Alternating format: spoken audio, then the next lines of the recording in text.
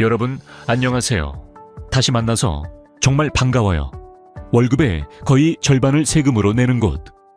하지만 오후 4시면 아무도 일하지 않는 곳을 상상해 보셨나요?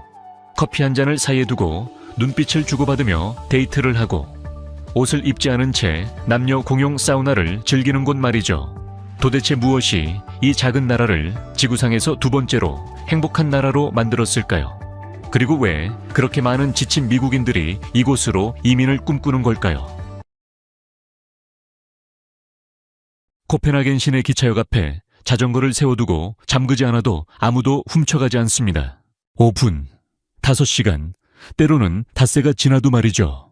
이건 단순히 운이 좋아서가 아닙니다. 이게 바로 덴마크예요. 덴마크 사람의 70% 이상이 이웃을 신뢰한다고 답합니다. 정부를 신뢰한다는 응답도 약 80%에 달하죠. 이곳의 시내버스는 정시에 도착합니다. 대충이 아니라 정확히 말이죠. 정치인들은 해외에 호와 콘도를 소유하지 않습니다. 공립학교 수준이 워낙 높아서 정치인들도 자녀를 그곳에 보낼 정도니까요. 이제 여성에 대해 이야기해 볼까요? 덴마크에서 성평등은 구호가 아니라 일상의 현실입니다. 리더 직급의 약 40%가 여성이고요. 국회의 여성 비율도 40%에 육박합니다. 사실 많은 덴마크인은 이런 질문 자체를 이상하게 여길 겁니다. 마치 물고기에게 헤엄치는 물을 의식하냐고 묻는 것과 같으니까요. 하지만 가장 놀라운 변화는 뭘까요? 공공장소에서 옷을 벗는 것이 금기시되지 않는다는 점입니다. 사우나 문화는 남녀 공용이며 수건도 쓰지 않고 부끄러워하지도 않죠. 그저 평등하고 편안한 사람들이 있을 뿐입니다. 아주 자연스러운 일이죠. 그럼 데이트는 어떨까요? 덴마크의 데이트는 존중을 바탕으로 하며 평등하고 은근합니다. 거창한 이벤트나 격정적인 유혹은 기대하지 마세요. 이곳 사람들은 대화와 공유하는 가치, 그리고 블랙커피를 마시며 나누는 깊은 눈맞춤을 통해 교감합니다. 네, 데이트 비용은 각자 부담할 확률이 높습니다. 당당한 태도는 환영받지만 진정한 가치는 정서적인 개방성에 있죠. 마초적인 과시는 통하지 않습니다. 오히려 너무 강한 척하면 자존감이 낮아 보일 수 있어요. 솔직히 말해서 라틴계의 뜨거운 열정을 기대하신다면 이곳은 조금 차갑게 느껴질 수도 있습니다. 덴마크의 로맨스는 게임이 아니며 관계가 빨리 진전되는 일도 드무니까요. 깨끗한 거리와 조용한 자신감 이면에는 여전히 의문이 남습니다. 높은 신뢰와 엄청난 세금, 그리고 지독하게 긴 겨울이 만나면 어떤 일이 벌어질까요? 다음 장에서 알아봅시다. 그 전에 여러분의 의견이 궁금해요. 혹시 아름다운 덴마크 여성과 데이트해 본 적이 있나요? 댓글로 여러분의 경험을 공유해 주세요. 많은 미국인이 움찔하는 부분, 바로 세금 이야기를 해보죠. 덴마크인은 평균적으로 소득의 약 45%를 국가에 냅니다. 하지만 갑작스러운 병원비, 청구서도 없고 50살까지 따라다니는 학자금 대출도 없습니다. 많은 도시에서는 병원까지 가는 버스비조차 무료죠. 이건 단순히 세금을 내는 게 아니라 거래를 하는 겁니다. 돈을 더 내는 대신 제대로 작동하는 사회를 돌려받는 거죠. 그래도 덴마크는 물가가 저렴한 곳이 아닙니다. 코펜하겐 중심가의 방, 하나짜리 아파트 월세는 약 347만 5천 원 정도입니다. 가벼운 외식 한 끼에도 2만 7천 원에서 3만 원 정도는 생각해야 하죠. 참, 여기서는 팁을 줄 필요가 없습니다. 서비스 요금이 가격에 포함되어 있거든요. 식료품은 유기농 위주라 가격이 좀 센 편입니다. 주류세도 높아서 로컬 맥주 6팩을 사는 게 꽤 큰 투자처럼 느껴질 수 있죠. 칵테일 가격은 묻지도 마세요. 평균적인 미국인은 건강보험료로 연간 약 1,100만 원 넘게 지불합니다. 이건 공제액이나 돌발 비용을 제외한 기본 보험료일 뿐이죠. 여기에 수억 원에 달하는 학자금 대출까지 더하면 덴마크가 그렇게 비싸게 느껴지지 않습니다. 고통을 나중에 겪느냐, 미리 나누느냐의 차이일 뿐이죠. 물론 포기해야 할 것도 있습니다. 빠듯한 예산으로 온다면 주거 공간은 양보해야 합니다. 건조기도 없고 화장실 하나를 같이 쓰는 좁은 아파트를 생각하셔야 해요. 돈을 아끼고 싶다면 수도권 밖을 보세요. 로스킬레나 오덴세 같은 도시는 월세가 최대 40%까지 저렴하면서도 깨끗한 거리와 탄탄한 인프라, 동일한 복지 혜택을 누릴 수 있습니다. 만약 오후 4시에 퇴근하는 게 게으른 게 아니라 지극히 정상인 사회라면 어떨까요? 본격적인 이야기에 앞서 영상 좋아요와 구독, 알림 설정으로 저희를 응원해 주세요.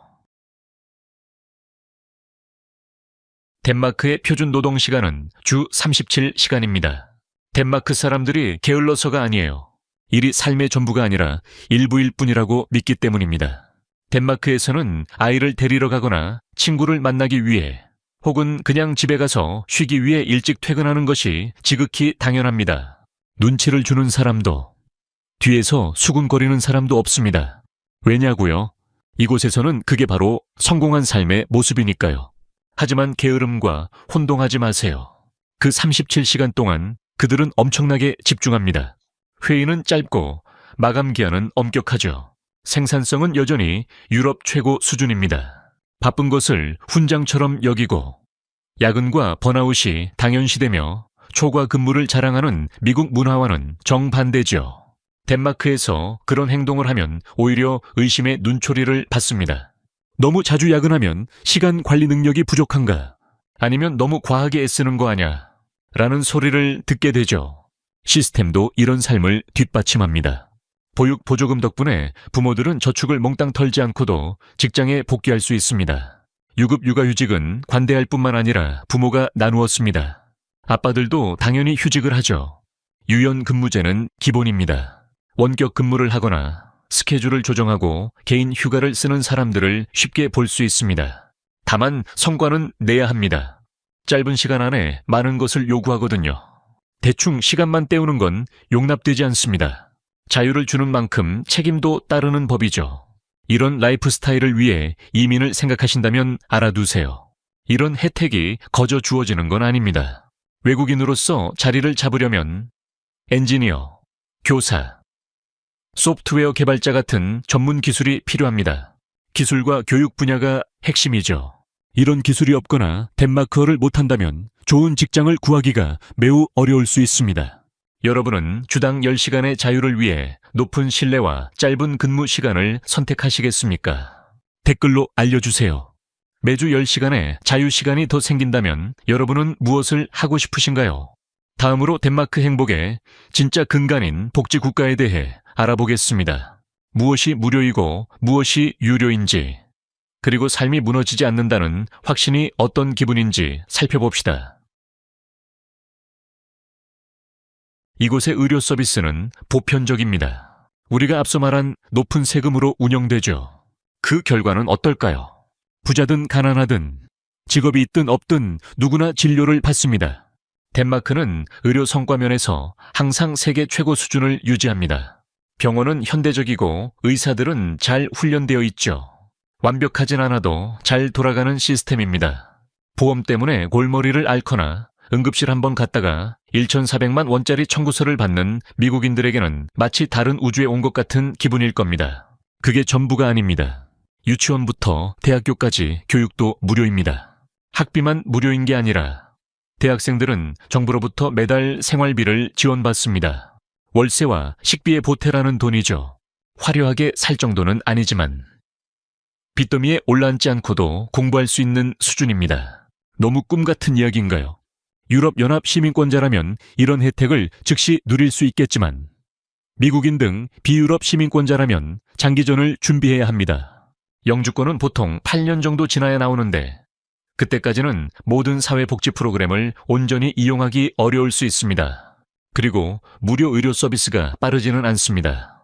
덴마크의 시스템은 효율성과 형평성을 위해 설계되었지 즉각적인 만족을 위한 게 아니거든요. 긴급하지 않은 예약은 몇 주, 심지어 몇 달이 걸릴 수도 있습니다. 급하면 바로 진료를 받지만 그렇지 않다면 기다려야 하죠. 그래도 대부분은 그럴 가치가 있다고 생각합니다.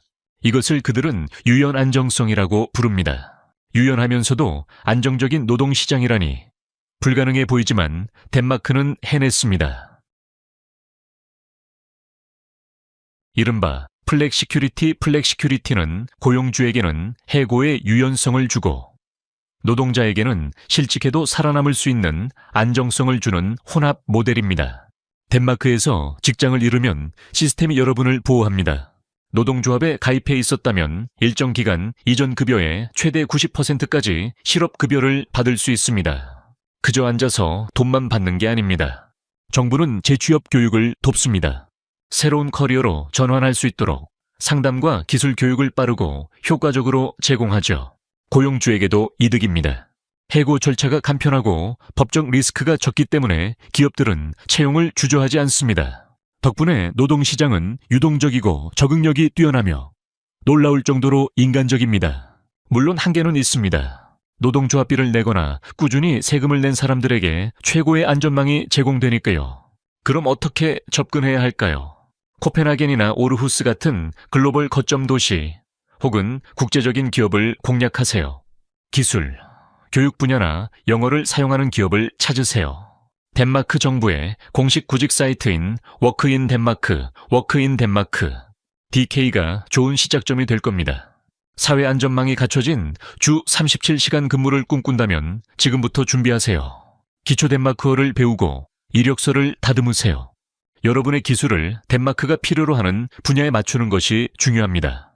비록 이 시스템에 진입하기가 쉽지는 않지만 분명히 존재하니까요.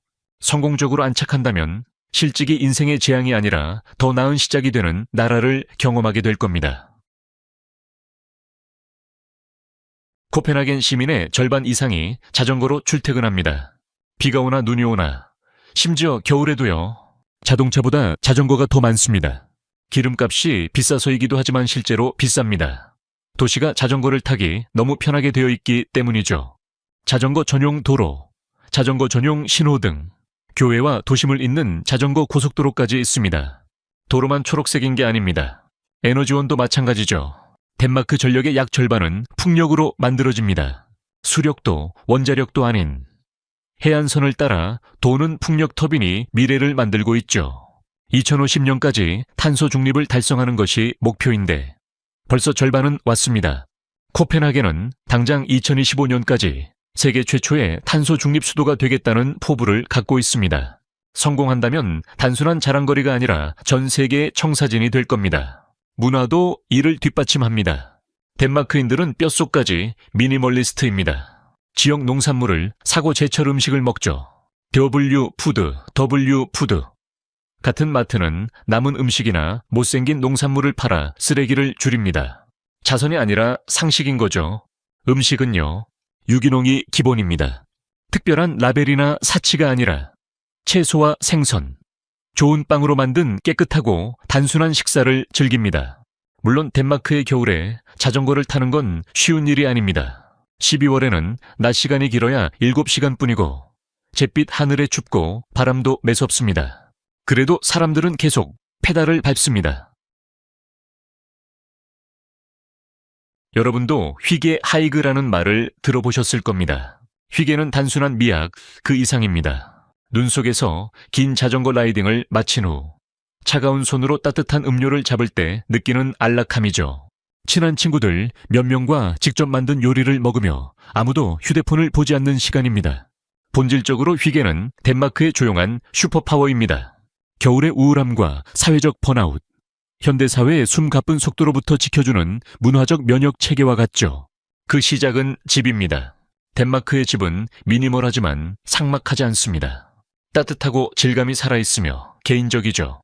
나무 바닥, 부드러운 조명, 실제로 읽는 책들, 의미가 담긴 예술품들, 과시보다는 편안함을, 화려함보다는 기능을 중시합니다. 집 구조도 중요합니다. 덴마크인은 소통을 위해 공간을 설계합니다. 개방형 주방, 함께하는 저녁 식사, 대화를 위한 아늑한 구석 자리처럼요. 부유함을 느끼기 위해 거대한 저택이 필요하지 않습니다. 그저 의도가 담긴 공간이면 충분하죠. 직장에서도 휘게를 느낄 수 있습니다. 이곳의 사무실 분위기는 수평적입니다. 계급은 희미하고 직함을 부르는 일도 드뭅니다. 상사의 이름을 직접 부르고 자기 자랑은 금기시됩니다. 내가 얼마나 열심히 일하는지 바보다는 함께 협력하자는 분위기죠. 하지만 이런 따뜻함에도 불구하고 덴마크 사회는 뚫고 들어가기 어려울 수 있습니다. 외국인들은 덴마크인들이 친절하지만 사생활을 매우 중요하게 여긴다고 말합니다. 같은 건물에 5년을 살아도 저녁 식사에 초대받지 못할 수도 있죠. 차가운 게 아니라 그저 신중한 것뿐입니다. 금방 친구가 되고 사적인 이야기를 쉽게 나누는 문화에 익숙하다면 처음에는 덴마크가 조금 거리감 있게 느껴질 수 있습니다. 문화적인 팁을 드릴까요? 말하기보다 더 많이 들으세요. 사려 깊은 질문을 던지고 경계를 존중하세요. 서두르지 마세요. 덴마크에서 우정은 천천히 타오르지만 일단 불이 붙으면 바위처럼 단단해집니다. 길고 어두운 겨울, 높은 세금, 그리고 내성적인 사람들. 이런 나라가 어떻게 세계 행복 보고서에서 이 위를 차지했을까요? 숫자부터 살펴봅시다. 덴마크 노동자의 1% 미만만이 초과 근무를 합니다. 세계 평균인 10%와 비교하면 덴마크는 완전히 다른 게임을 하고 있는 셈이죠. 이 나라는 사회적 지위나 하루 20시간의 치열한 삶을 쫓지 않습니다. 이곳에서 좋은 삶이란 조용하고 일관되며 기분 좋게 예측 가능한 삶입니다. 삶의 만족은 화려한 자동차나 높은 직함이 아니라 신뢰에서 옵니다. 이웃에 대한 신뢰, 정부에 대한 신뢰, 아프면 보살핌을 받을 것이라는 신뢰, 직장을 잃어도 집을 잃지 않을 것이라는 신뢰, 그리고 가족을 부양하느라 파산하지 않을 것이라는 신뢰 말이죠. 덴마크인은 평범함 속에서 의미를 찾는 달인들입니다. 개와 산책하고, 식사를 나누고, 초를 켜고, 자동차보다 사람을 먼저 생각하는 거리를 자전거로 달리는 것, 단순해 보이죠.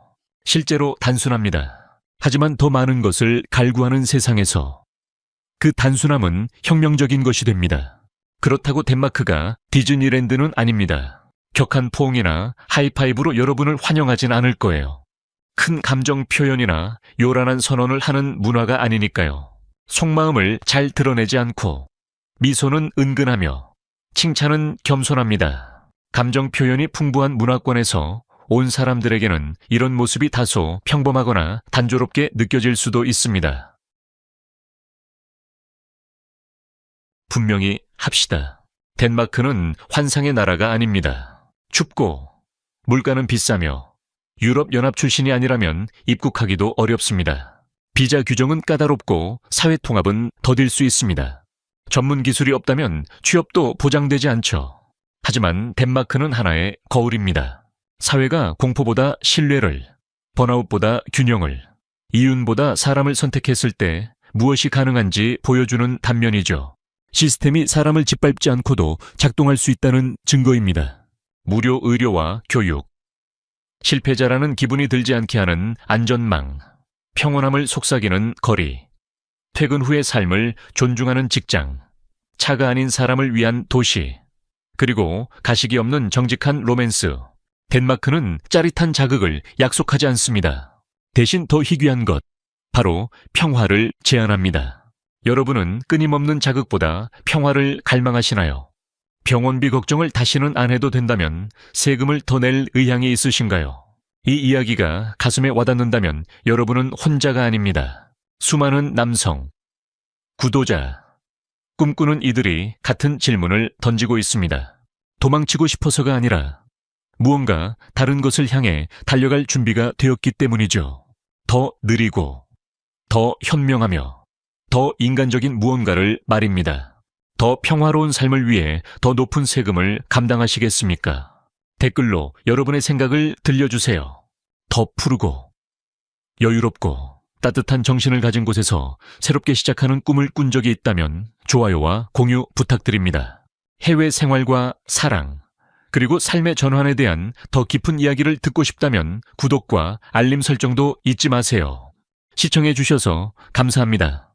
이 영상이 유익하셨다면 좋아요와 구독, 그리고 알림 설정까지 잊지 말고 눌러주세요.